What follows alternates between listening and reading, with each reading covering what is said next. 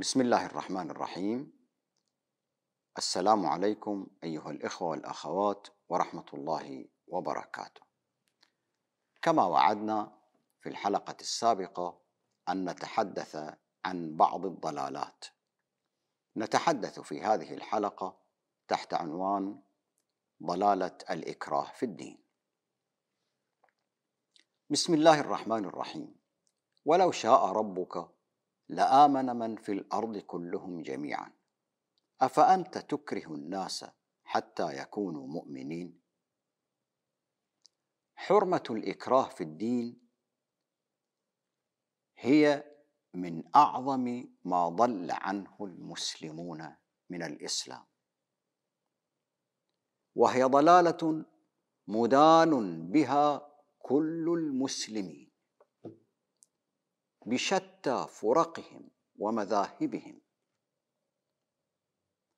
ومن ينكرها فهو الضال عندهم.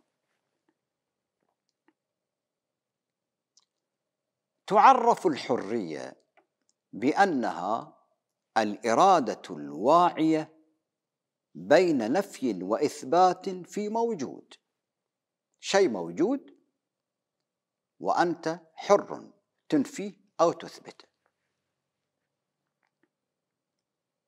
وهي الظاهرة الأساسية في جدل الإنسان، وتقوم على الاختيار ونفي الإكراه ووجود الضدين بشكل متكافئ. فمن لا يجد إلا خياران فليس للحرية موضوع، أو من يجد خيارين غير متكافئين كأن يخير بين الإسلام والقتل، كالملقى في الماء بشرط عدم البلل. إن أول الحريات الإنسانية هي حرية العقيدة كهبة من الله لعباده، الله وهبها لنا. وثاني هذه الحريات حرية التعبير عنها، عن عقيدتنا. الإكراه يشكل أساساً صعباً للحياة، وهو خادم الرذيلة. فالمنهج المنطقي للإكراه لا يقيم إيماناً،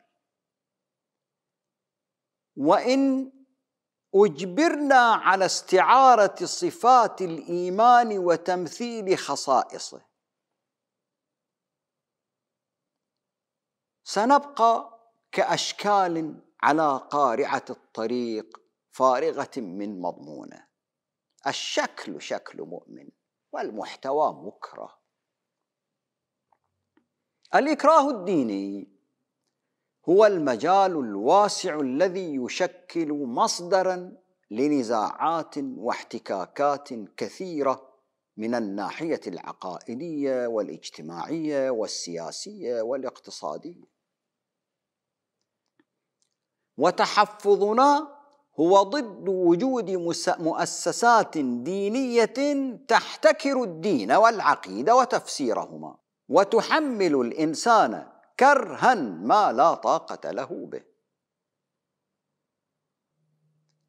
لا إكراه في الدين، قد تبين الرشد من الغي، فمن يكفر بالطاغوت ويؤمن بالله فقد استمسك بالعروة الوثقى لا انفصام لها، والله سميع عليم. هذه الآية الشريفة تقدم لنا تفصيلا وبيانا قد أثبت مصداقيته تحت كل الظروف، ولا تزال تفرض صلاحيتها وأحكامها على العقل. لا إكراه في الدين كلمة صريحة لا تطلب من الآخر خضوعا أيا كان. لا إكراه في الدين وليس في المذهب والرأي والفكر والعمل وحسب. ولكن هل الواقع كذلك؟ معارك الإكراه والاستبداد لا تزال قائمة، وأكثر شدة على الناس، إلا أنها دائما معارك خاسرة، وبالتالي هي معارك عبثية تهلك الحرث والنسل. حين يفتح الله للناس حرية الاختيار بين أن يؤمنوا به ويصدقوا رسله أو يكفروا حتى بوجوده سبحانه، فإن هذا الفتح والإجازة لا يتساوى فيها الخياران الكفر والإيمان، يعني لا يكون الكفر والإيمان في الحسن واحد، إلا من حيث الاختيار القانوني انسجاما مع إرادة الله سبحانه في تبعية الأعمال لأفرادها إيجادا وحسابا، ونيل جزائها الأخروي ثوابا وعقابا. وأما من حيث المحبوبية عند الله فلا شك أنه يحب لهم أن يتمتعوا بالحرية الأخلاقية المنسجمة مع القيم والشرف والمسؤولية والموضوعية، لأنها هي مدخلهم نحو الإيمان الواعي والطاعة للحق والاصطفاف مع أهله من غير إكراه. وهذه الحرية هي أم الفضائل، حرية قاعدتها الأخلاق وتحمل المسؤولية بشرف. الإنسان يجب أن يتمتع بالحرية الذاتية، وأنها يجب أن تكون محمية بحارسها الأمين عهد الله، عهد الله المركب من الفضائل والعادات الحسنة الجامعة، وليس خميرة من الخبائث والرذائل الناقضة. فإن حرية الاعتقاد القانونية مقدمة عسى أن تفتح لحرية الاعتقاد الأخلاقية، فالمطلوب هو حرية الشرف. الحرية العقائدية بالنسبة للإنسان هي مركب عزم، إرادة، مركب إرادة مكون من أولاً ضبط النفس والتحكم في نوازعها. لكي تكون حراً أولاً ضبط النفس والتحكم في نوازعها. فأما من يتخير عقيدة وفق هواه ومشتهى نفسه لأنها تبيح له ما يهوى ويحب، فهذا فاقد لأول شروط الحرية، فإنما يبحث عن عبودية لا عن حرية. وكذلك من يعتقد ما يعتقده محيطه تقليداً أو خوفاً أو طمعاً. الثاني التأمل والمراجعة. الحر من يتمتع بالتأمل والمراجعة والقدرة على إعادة النظر في المألوف، فقد تجد أحراراً في حيز القفص، فأكثر من يظن نفسه حراً في دينه هو من هذا القبيل، يتنقل بين خيارات منحازة داخل قفص الناس، ولا يملك العزم للتفكير من خارج القفص وخارج المألوف، فهذا لا يمارس الحرية إلا زيفاً. يقولون إن أوتيتم هذا فخذوه وإن لم تؤتوه فاحذروا ومن يرد الله فتنته فلن تملك له من الله شيئا. الثالثة المرونة الواعية لمواجهة أمواج القلق والمخاوف في الحياة. تواجهنا الحياة بدلائل خطئنا في اعتقادنا، تواجهنا الحياة بدلائل خطئنا في اعتقادنا، يعني قد يحدث ذلك. كما فعلت عقيدة الإكراه بنا من تسويغ إكراه العباد وكراهيتهم وتمزيق الأمة مذهبياً واضطراب العلاقة مع الآخر وعدم إفراز إيمان حقيقي للمكره ولا عبودية حقيقية منه. فالتمتع بالمرونة يقر أن الخير في التغيير لتصفو الحياة للناس ويتعارفوا كما أمرهم الله. وأما اليابس على رأيه فتراه عظما لا مفصل معه، لا يجد بدا مما هو عليه. رابعا، تحمل مسؤولية القرار وخيارات النجاة من البلاء والمحن.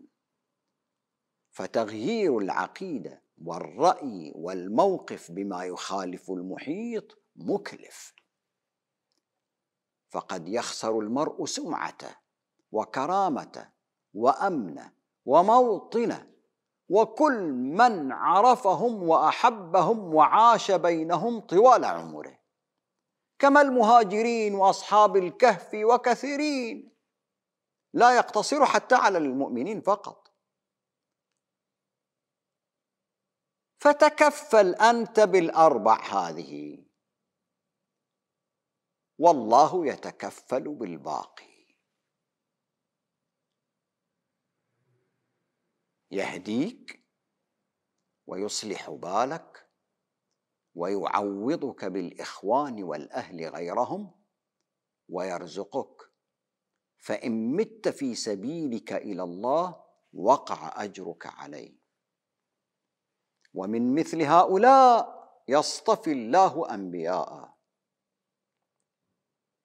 فهذا الوسط أو البيئة الحرية منطلق لتأسيس فكرة، منهج، واقع إنساني خلاق يتحقق في سياق الاصطفاء، فقد يبدأ بفرد وينتهي بأمة زمانية. فالأحرار خميرة الإنسانية، منهم الأنبياء.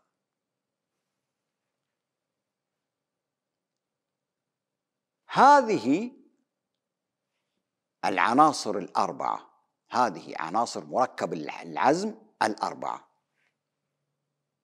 فاحذر أن تنقضها من بعد قوة أنكاثا، إذ قد ينقضه انحلال العزم في أحد عناصره فيتداعى العهد لعدم الوفاء به. يعني من حاز الأربعة يجب أن يثبت عليها، لا ضمانة في الثبات، قد تضعف أو تتخلى عن صفة منها، واحد منها، فتنقض غزلك. وأوفوا بعهد الله إذا عاهدتم ولا تنقضوا الأيمان بعد توكيدها وقد جعلتم الله عليكم كفيلا إن الله يعلم ما تفعلون. الإيمان أشرف الأيمان، عهد بينك وبين الله، فهو أولى أيمانك بالوفاء. كثيرون يثقل عليهم تحمل تبعات إيمانهم أفعالا وتروكات ومواقف، فيتراجعون خائنين، فئة يرتدون وفئة ينافقون وفئة يكسلون وفئة يفرون وفئة ينشغلون بالدنيا.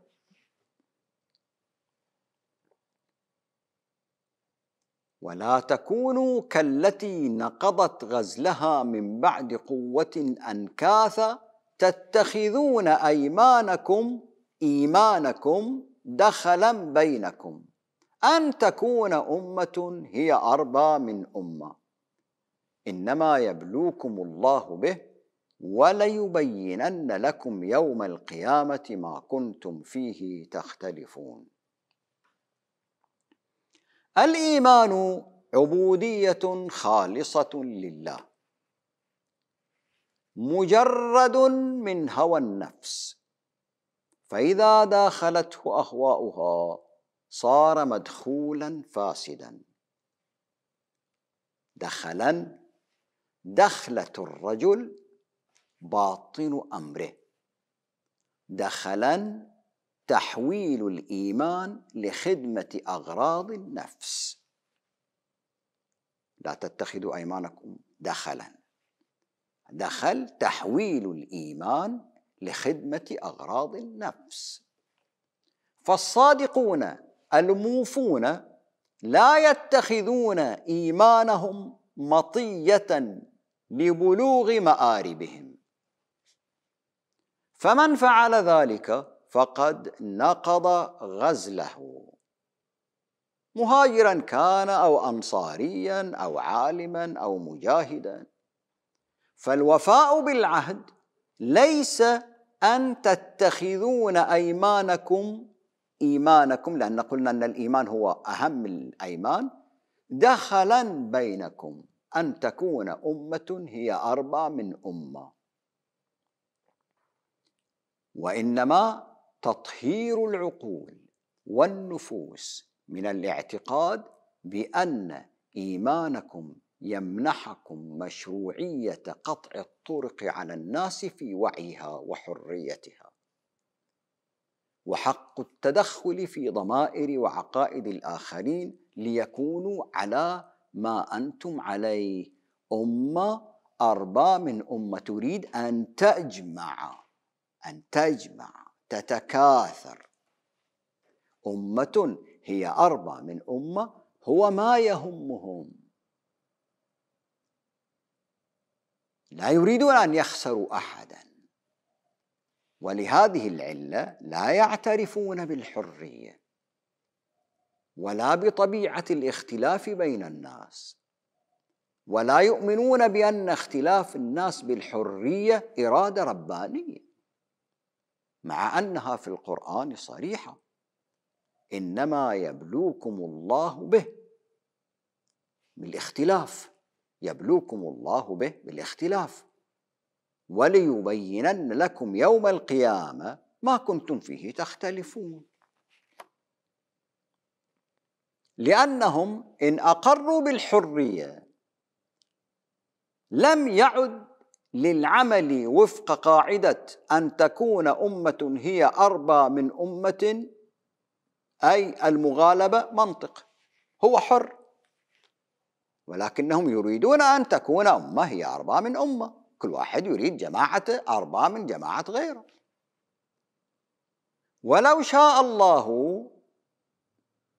شاء الله ماذا؟ ألا تختلفوا لجعلكم أمة واحدة، ولكن يضل من يشاء ويهدي من يشاء ولتسألن عما كنتم تعملون.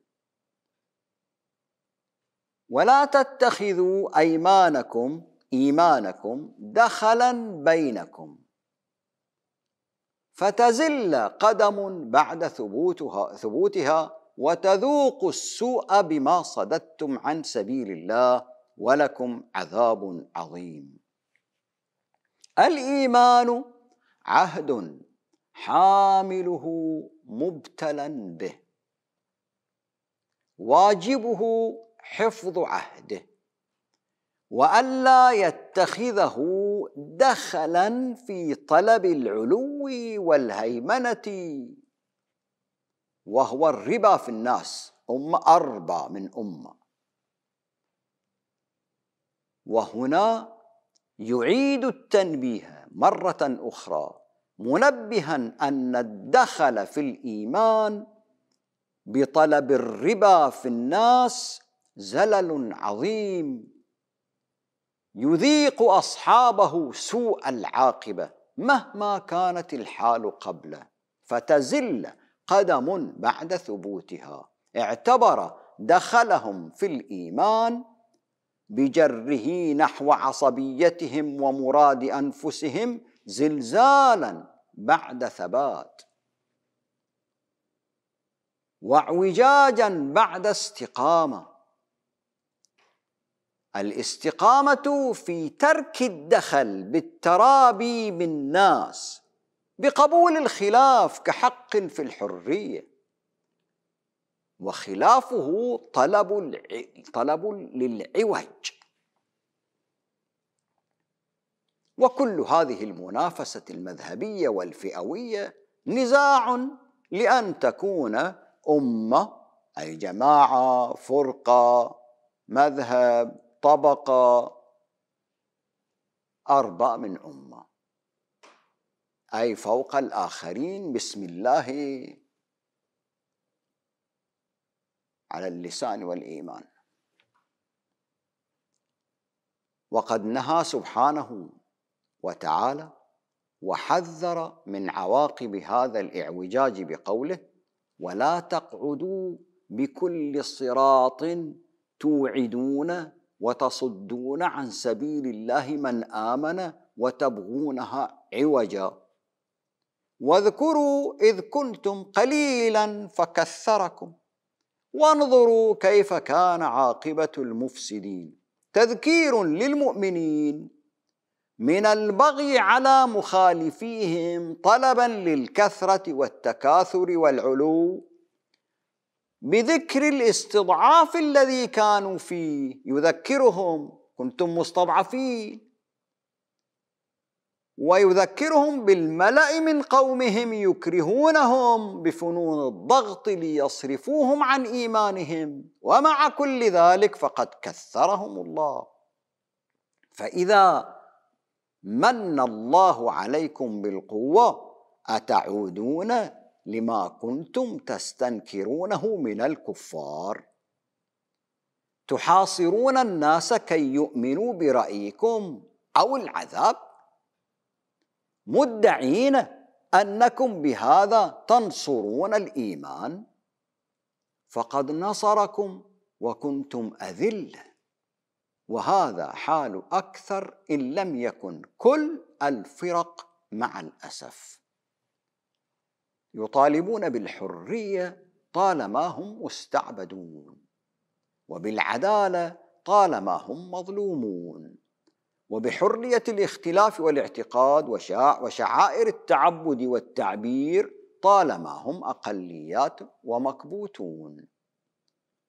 وبمجرد أن يكونوا كثرة أو يصيبوا شيئا من مواقع السلطة والهيمنة ينقلبون على مبادئهم التي لم تكن مبادئ متأصلة فيهم، بل توسلات وصولية لغايات، أي دخلا بينهم. وتصدون من آمن به أعم من أن تنحصر في المسلمين، فتشمل جميع المؤمنين بالله على شتى طرقهم ومذاهبهم، بل وتشمل من لم يؤمن، لأن الدين لله وحده، هو صاحب الحق وحده، وقد جعل من الإيمان حرية الخيار. وإن كان طائفة منكم آمنوا بالذي أرسلت به وطائفة لم يؤمنوا فاصبروا حتى يحكم الله بيننا وهو خير الحاكمين. تذكير بأن النداء الأول لم يمت ولا يزال على ما كان، يقوله الله للكافرين حين علوهم، ويعيده للمؤمنين حين يتبعون نهجهم نهج الكافرين. وفحواه أنه لا بد وأن سيفترق الناس بين مؤمن وكافر، والحكم في كل الظروف واحد: الصبر حتى يحكم الله، والموعد القيامة. فبأي حق نتوعد الناس بالشر ونحاصرهم أو نحاربهم لنصدهم عما يعتقدونه أنه سبيل الله؟ هل كبرياؤنا يحتم علينا تزييف وتحريف كلام الله وتعمد غواية الناس عن منهجية القرآن؟ أليس هذا انحرافا وضلالا عما نهى الله عنه؟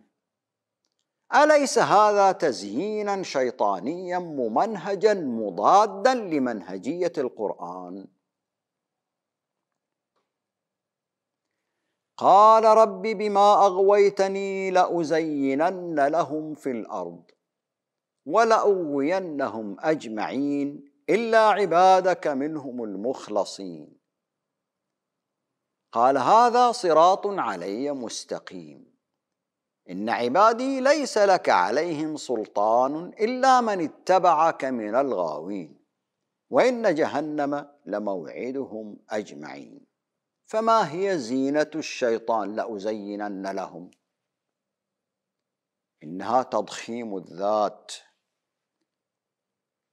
الغرور والكبرياء والتفاخر، فكل كبرياء نفس فهو زينة شيطانية. فبهذا ظن إبليس أنه الأفضل. فنحن كمؤمنين لا نستطيع جدال الناس بشأن كبريائنا، ونحن كمؤمنين لا نستطيع أن ندعي الكمال والعصمة من الخطأ، بأن الراد علينا كالراد على الله، وهو على حد الشرك بالله. بل التقوى تقضي باتهام النفس، فليس ذلك اللي هو كبرياؤنا أصلا من أصول الدين والدعوة إلى الله، وليس هو العزة التي أحبها الله لنا. فالعزة شيء والتكبر شيء آخر بعيد. وإنما أن نتعلم من أخطائنا هو أصل أصيل إنسانيا قبل أن يكون عقائديا. وحكمة الله مستترة في التعلم من الخطايا والأحداث موعظة. أليست الحكمة ضالة المؤمن؟ بلى، ولو قالها مشرك أو كافر أو منافق أو حيوان. فالمؤمن يتأمل ويتعلم دائما. ومن هنا دعانا إلى سبيله: ادع إلى سبيل ربك بالحكمة والموعظة الحسنة وجادلهم بالتي هي أحسن، إن ربك هو أعلم بمن ضل عن سبيله وهو أعلم بالمهتدين. لا يوجد طريق آخر للدعوة إلى الله غير هذا. وإن حاولنا ومهما حاولنا الالتفاف يمينا وشمالا بحثا عن مبرر لخطايانا في قهر الآخر وإكراهه ونعته بالضلال، فنحن ندور في حلقة مفرغة بلا هدى. فنحن إذن اتخذنا طريق الضلال إن أكرهنا، وقد ضللنا عن أصل من أصول مشيئة الله في حرية الاعتقاد. ولو شاء الله لجعلكم أمة واحدة، ولكن يضل من يشاء ويهدي من يشاء، ولتسألن عما كنتم تعملون. هذه الأعمال اللي هي توعد الناس بالشر ومحاصرتهم أو محاربتهم لصدهم عما يعتقدونه هو صد عن سبيل الله المقرر لحرية الإيمان، وصد عن سبيل الله أيضا في تبغيضه دين الله الحق وتبشيعه لدى الآخر حين يعرض عليه الدين بهذا التوحش بدلا من احترام العقل والحريات والكرامة. والخطايا الناتجة عنها من ألوان العدوان والهتك للآخر المختلف مسؤول عنها يومئذ كل من يدعي الإيمان وهو ضال مضل، وهو بذات الإيمان المعوج يصد عن سبيل الله، فهو في معية الشيطان يعمل في الناس عمل ويحقق فيهم مطالبه. قال: فبما أغويتني لأقعدن لهم صراطك المستقيم. فبما أغويتني لأقعدن لهم صراطك المستقيم. فما هي غوايته؟ فبما أغويتني، ما هي غوايته؟ الكبرياء سر غوايته. إبليس الكبرياء، التكبر سر غوايته، والكبرياء سيغوينا عن صراط الله المستقيم. مكر شيطاني، فالسبيل إلى الله ليس حكرا على فرد ولا على طائفة من الناس ولا على أمة من الأمم. فبطن مكة وإن كان رحما من نصيب الإسلام فهو أيضا حرم آمن للناس نصيبا إيمانيا كاملا. فالطريق إليه البيت طريق عتيق إلى الله. البيت العتيق محرر من سلطة أي أحد أن تمنع الناس منه بعد أذان إبراهيم المأمور به: وأذن في الناس بالحج. ما داموا قد جاءوا ملبين النداء ليشهدوا منافع لهم.